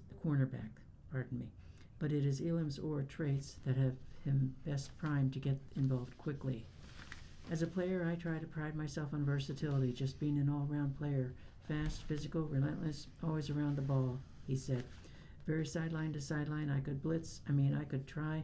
just try to be a three-phase linebacker, try to affect the run, pass, and affect the quarterback. So I'd probably say my versatility is that I pride myself on. Staying late after practice, Elms Orr made an impression during OTAs and minicamp, even when that can be hard to do this kind of year. Larry? Thank you, Linda. Sabres add nemesis to staff in Lucic and Ruutu. A pair of major villains in Buffalo Sabres history was added to the team's staff on Tuesday as the club announced the hiring of long-term NHL tough guys Milan Lucic, pro scout, and Jaakko Ruutu, European development coach.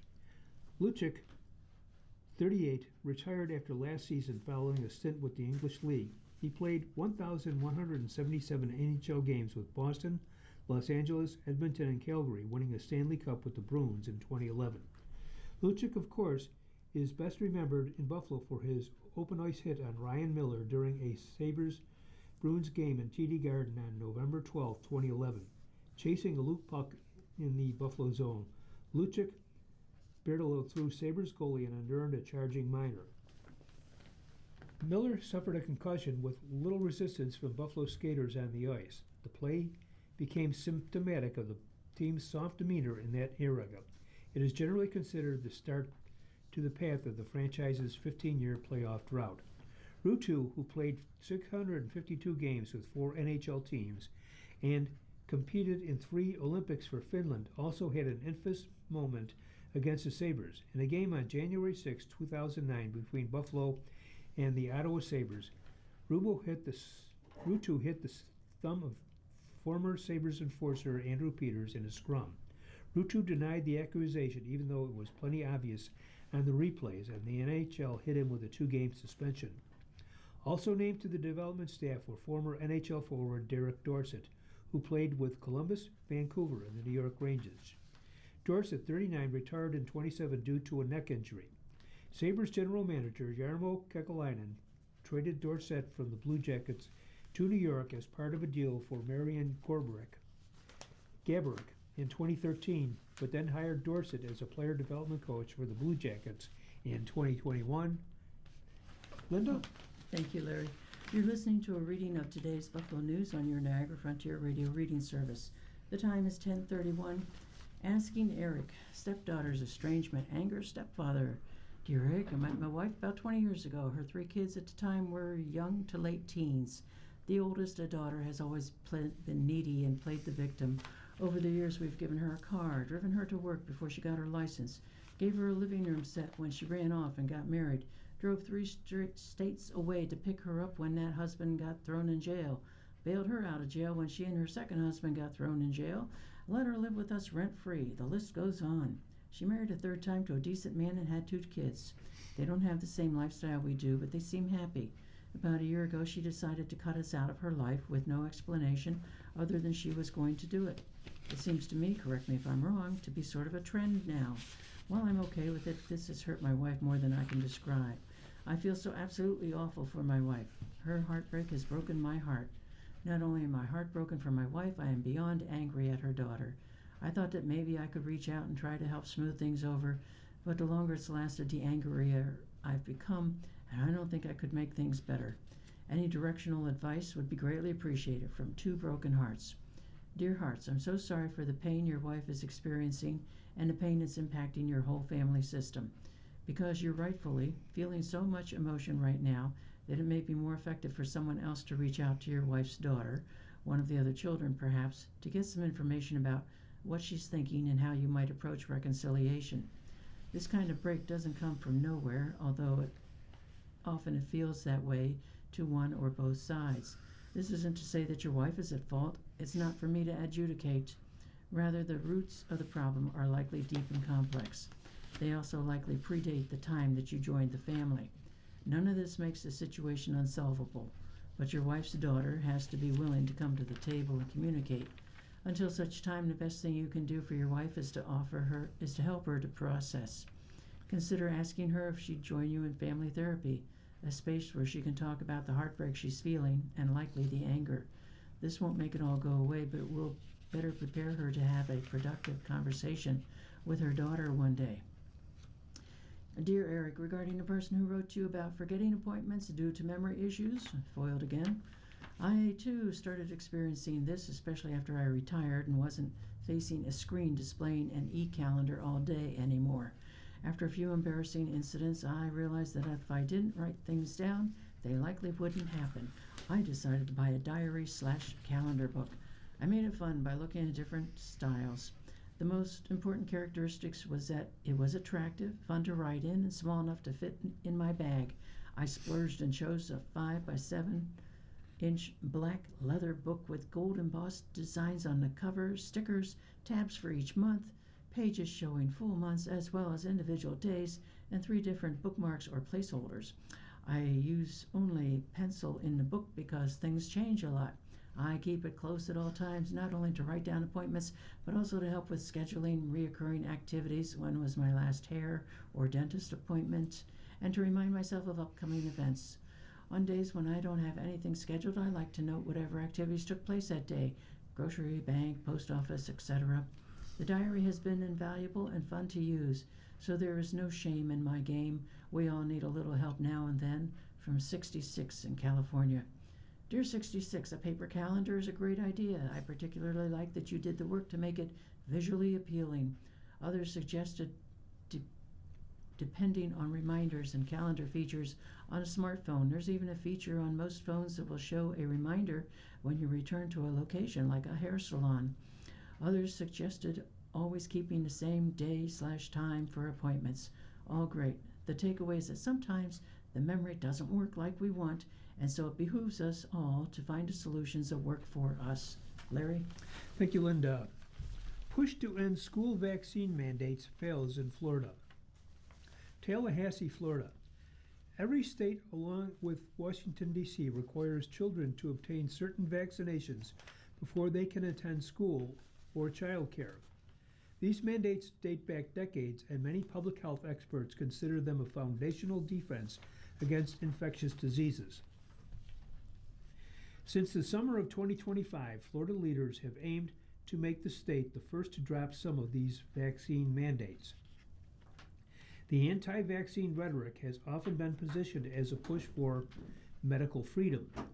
Related efforts to revise laws and regulations rumbled along at the state health department and in the legislature for years. By the end of April, the fight seemed to have stalled out. In the opening minutes of a special session on April 28th, the Republican Speaker of the Florida House, Daniel Perez, refused to bring the vaccine issue to the floor. There is some concern here on my behalf about children being in school without measles, mumps, polio, and chickenpox vaccines that have been working for decades, Perez told reporters afterward. For now, at least, the push to end childhood vaccine mandates has failed in Florida. But that outcome could offer insights into such efforts, chances in other states, and Associated Press analysis found that at least 350 anti-vaccine bills were introduced in state legislatures last year. Many focused on relaxing requirements for vaccines in school.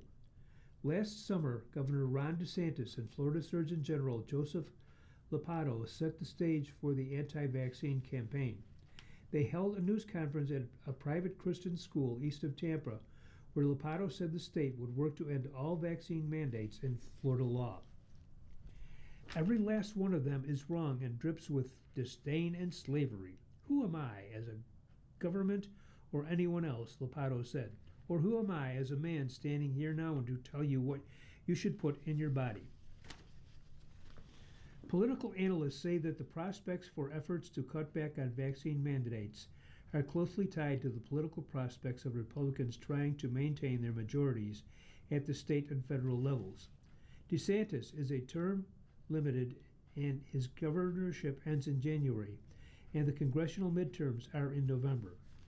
For Republicans, they're a little bit leery, said Aubrey Jewett, an associate professor of political science at the University of Central Florida. They know we're in an election cycle. They know political history, and it's pretty clear that the president's party tends to lose seats in the midterm election. Although hundreds of anti-vaccine bills have been introduced in state legislatures, the noisy rhetoric and splashy headlines don't guarantee passage, said Kelly Whitnar, an associate professor of health policy at Georgetown University. In many states, including Florida, there's a disconnect between what we hear a lot from a potentially vocal minority about how they feel about vaccines compared to where the majority of people really are, Whitner said. For the most part, she said, they still support the idea of near universal vaccination, still understand the importance of vaccinating children to protect people who can't be vaccinated. A national poll last year by KFF and the Washington Post showed 81% of parents supported school vaccine requirements. They support these vaccines, said Jen Cates, a senior vice president at KFF, a health information nonprofit that includes KFF Health News. They support protecting their kids through these mandates, and that includes Florida parents. To undo some of the vaccine mandates, Florida legislators would have to pass new bills. Others could be changed by rulemaking process at the State Department of Health, including for chickenpox, hepatitis B, pneumococcal conjugate, and Haemophilus influenza type B. At a December 12th forum in Panama City hosted by the Health Department, public comment went on for hours, with those who wanted to keep the mandates slightly outnumbering those who opposed them. "This is about freedom," said one speaker, Larry Downs Jr. "The default freedom should be freedom, not those corporate chemical vaccine injections." Florida school teacher Marion Fessmeyer has worked overseas. She defended vaccine requirements in part because of some of the suffering she has seen. "I've seen kids with polio. I've seen blind kids. I've seen kids before they're even 10 years old. It's heartbreaking," Fessmeyer said. The health department hasn't held any more public forums on vaccines since then, nor has the department filed the paperwork needed to change the vaccination rules, including a statement of regulatory costs. In that, the department must estimate whether changing the rules could affect personal income, the number of visitors to the state, or the size of the Florida workforce. In April 13th email, the health department said that it is currently in the rulemaking process and that any updates would be posted in the Florida Administrative Registrar. During the winter legislative session, a vaccine-related bill, SB 1756, didn't include removing band-aids, but did feature a new kind of exemption. In addition to a religious or medical exemption, a parent could exempt a child for reasons of personal conscience. This type of exemption is available in 17 states. Democrats, the minority in the Florida legislature, came out against it. "It's currently very easy to opt out for religious reasons from school immunizations," State Senator Carlos Guillermo Smith said while speaking from the chamber floor. "Why is this bill necessary? Why is this bill necessary? Given that context, is your bill just about giving people more options to ignore school immunizations, or is it intended to solve a public health problem?" A few Republicans also opposed the bill. State Senator Gail Harrell, Republican, brought up the measles outbreak. Florida is the state with the fourth highest number of measles cases this year, with 155 as of June 6. "I truly believe that this is a dangerous bill and I cannot vote for it," Harrell said. The bill also included a permanent ban on mandates for any mRNA-based vaccines and would have allowed non-prescription sales of ivermectin. That anti-parasite medication rose to popularity as an alternative treatment for COVID, although the Food and Drug Administration determined that the available clinic trial does not demonstrate effectiveness against COVID in humans. Florida's previous Surgeon General, Scott Rivkees, condemned the ivermectin proposal, calling it the equivalent of walking into a pharmacy and requesting amoxicillin for self-diagnosed infection. In the end, the Medicare Freedom Measure died when the House version of the bill failed to make it to committee. KFF Health News is a national newsroom that produces in-depth journalism about health issues and is one of the core operating programs at KFF, the independent source of health policy research, polling, and journalism. Linda? Thank you, Larry. Despite setbacks in D.C., NATO holds drills off U.S. coast. The warning came booming over the airwaves in a voice unmistakably from the American South. "Warship, get out of our waters." Norwegian Lieutenant Thomas Johansen and his sailors were preparing for a simulated boarding operation, a core mission for their NATO maritime unit. But with so many other war games happening in the area, the crew was picking up unrelated chatter from a nearby vessel. Johansen pivoted to a clear frequency before addressing a cargo ship in his sights. "Please stop your vessel and accept my boarding team," he commanded. Reuters gained access to the NATO exercise on Friday, one in a series of U.S.-hosted drills focused on defending the American homeland and timed to coincide with the country's 250th anniversary. They were conducted at a perilous moment for NATO, with the Trump administration questioning the value of the 77-year-old alliance, reviewing its force posture in Europe, and lashing out at longtime allies.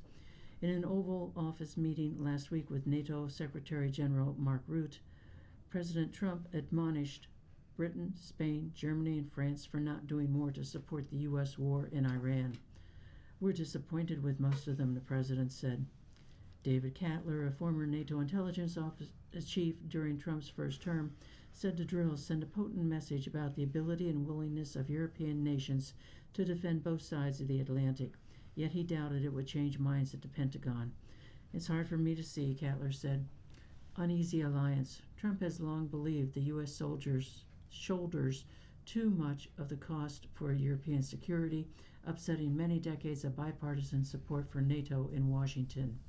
In an address at NATO headquarters in mid-June, Defense Secretary Pete Hegseth announced a 6-month Pentagon review that would lead to a drawdown of U.S. forces in Europe. He scorned free-riding allies, and the alliance had to be a two-way street. The conflict in Iran has sharpened tensions further.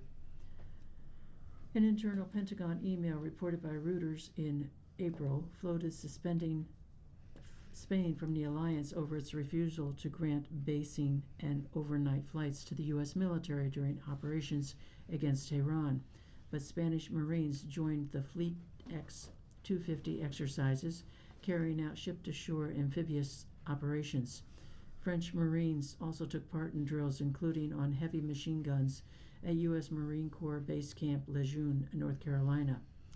The U.S. military's working level embrace of allies is a sign that operational ties remain strong, experts say, transcending the political turbulence.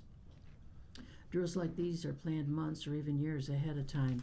It is what militaries do to maintain readiness. Absent any intervention that would tell them to stop, they're going to continue to do it, said Mark Kansian, a retired U.S. Marine officer at the Center for Strategic and International Studies.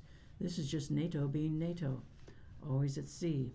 Reuters spent the day with the standing NATO Maritime Group 1, commanded by British Commander Marla Ingram, which includes frigates from Norway, Germany, Belgium, Denmark, the Netherlands, and Turkey. Reuters journalists reached the area by helicopter, piloted by the Canadian Air Force, touching down on the ship's flight deck about 40 nautical miles from the North Carolina coastline. Ingram said her unit is used to being at sea, but they are more accustomed to the icy northern waters near the Arctic and around the Baltics, where they are on alert for Russian activity. This area doesn't require as much patrolling because there isn't much threat here, Ingram said. For Norwegian Sten Bunk, the Frigid Nansen's commanding officer, it was his first time operating in American waters. His frigate is smaller than U.S. destroyers but can still pack a punch with air defense and anti-ship missiles, torpedoes for hunting submarines, and a 76-millimeter deck gun. Being close to the Navy's 2nd Fleet headquarters in Norfolk, Virginia, meant plenty of American assets were also available, Bunk said. We had anti-air warfare exercises 2 days ago with F-18s. We had drones coming in, he recounted, and that makes it very realistic. One of Norway's biggest contributions to NATO is its expertise in anti-submarine warfare. One drill involved mobilizing search and attack units to detect, track, and expel a U.S. submarine. Asked how his ship performed, Bunk tried to answer without gloating. The ship is built for anti-submarine warfare, he said, so yeah. Ingham said many European nations had other specializations required by NATO's maritime forces. Belgium, for instance, is known for its anti-mine warfare capabilities. We are demonstrating both the flexibility and the reach of our unit, but also our ability to seamlessly operate alongside the Americans, said Ingham. No more GOAT. The boarding drill involved a case of suspected smuggling by a cargo ship from Pyropia, a fictitious country. The actual ship was a U.S. Navy training support vessel. Prior to boarding, Norwegian forces cleared their weapons to avoid any accidental discharge. Then Johansson asked over the radio whether there were any weapons or animals on board. We had a goat, but we eat goat, so now no more goat, the U.S. ship responded. Lieutenant Eric Asin, a navigation officer who led the boarding team, said a search of the ship turned up rifles, 4 bags of narcotics, and some cash issued by the National Bank of Garnet, another made-up nation. It was Asin's first boarding operation outside Norwegian waters, and he considered it a success. The highlight of the drills, he said, was getting a chance to work with his American counterparts. U.S. forces have a lot of other experiences, he said. If the Pentagon moves ahead with plans to reduce NATO's reliance on U.S. troops, it could mean fewer joint exercises in the future, experts said. But Kansian was hopeful Congress would limit the impact pointing to Republican pushback earlier this year when the Pentagon halted the deployment of thousands of rotational forces to Poland and the Baltics. The president can do it, but there's clearly a political price, he said. Larry? Thank you, Linda. Freedom trucks spark backlash over religion, use of public funds. Washington. Inside President Trump's 6 Freedom trucks that will drive across the country to celebrate America's 250th birthday, an AI-generated George Washington greets visitors and proclaims, "Thy rights are a gift from God," beneath the ceiling emblazoned with the words, "In God we trust." On the eve of the holiday observing the July 4, 1776 Declaration of Independence, the tricked-out Freedom 250 mobile museum trucks have fanned out from Washington on the west coast to North Carolina on the east. The trucks offer what backers call a year-long patriotic salute to the American Revolution and the nation it founded. Freedom 250 spokesperson Rachel Reisner said the organization is sparking a unifying movement across all 50 states that celebrates the American spirit and showcases our nation at its best. But the trucks have sparked some backlash. In Minnesota, in June, local media reported that some citizens in one town objected to a planned Freedom Truck visit, leading to its cancellation. Critics say the trucks and other celebrations give an overly religious version of American history and gloss over problems such as slavery and racial injustice. Democrats have complained that taxpayer funds and private donations for the trucks and a range of other Freedom 250 events lack accountability. The Institute of Museum and Library Services, an independent federal agency, provided a $14 million grant for the 6 trucks that was coupled with $10 million from Freedom 250. A group of U.S. Senate Democrats on March 3rd wrote Interior Secretary Doug Burgum asking why government funds were directed to a private entity that is unaccountable to the American people and whether those funds are being commingled with private funds potentially raised from foreign sources. They have not yet received a response, according to Senate aides. Meanwhile, House of Representative Democrats have been investigating whether the money appropriated by Congress for America 250 events has been diverted to the White House's Freedom 250 celebration. The soaring achievement of our secular, enlightened base founding is obscured by a gauzy Christian nationalist fiction, Democrat Representative Jared Huffman of California said at a House hearing, speaking about Freedom 250 sponsored events, including the Truck Museum presentation. During congressional hearings, Republicans disputed Democratic characterization. Republican Bruce Westerman of Arkansas reminded Democrats of Declaration of Independence preamble that says, "We hold these truths to be self-evident, that all men are created equal, and that they are endowed by their Creator with certain unalienable rights." In May, public employees for environmental responsibility sued the U.S. Interior Department over the agency's refusal to respond to a Freedom of Information Act request for documents on Freedom 250 funding and activities. Among the group's inquiries are reports that federal workers were being used to promote a private entity, funds are being used to push a partisan agenda, and access to Trump was being sold. All these decisions on what events, what money to spend, the money comes in, where it goes out, it's all in a black box, Peer Senior Counsel Aaron Lloyd said in a telephone interview. "I want the government documents that explain what money went where." The White House did not respond directly to questions about the role of religion in the truck exhibits or other 250th anniversary celebrations. In an emailed statement, spokesman David Engel said 2026 will feature a renewal of patriotism and national pride. On May 17th, a Freedom truck, its side painted to depict the iconic painting Washington crossing the Delaware, was parked just blocks from the U.S. Capitol, anchoring day-long Rededicate 250, a national jubilee of prayer, praise, and thanksgiving. A White House website touts Freedom 250 America Prays page. Visitors to the site urged to dedicate an hour per week praying for the U.S. and its people. It lists Pray.com as participating organization. The religious social network says it collects information about users that it may share with outside firms. The Freedom Trucks context was created by Hillsdale College, a private conservative Christian liberal arts college, and PragerU, which is not a university but a creator of edutainment content espousing Judeo-Christian values. PragerU has created videos, including one that explores how elections can be stolen, showcasing mail-in ballots as a culprit, echoing widely debunked allegations that Trump has made repeatedly since he lost the 2020 election to Democrat Joe Biden. Another video, Pride Month, Why Do We Do This?, questioned the June celebrations of LGBTQ communities. PragerU did not respond to requests for comment on financial arrangements it secured from Freedom 250. You've been listening to a reading of articles and features from the Buffalo News for Wednesday, July 1st, 2026. We read the Buffalo News live on weekday and Sunday mornings at 9 a.m. and rebroadcast at 4 p.m. For more information, call 716-821-5555.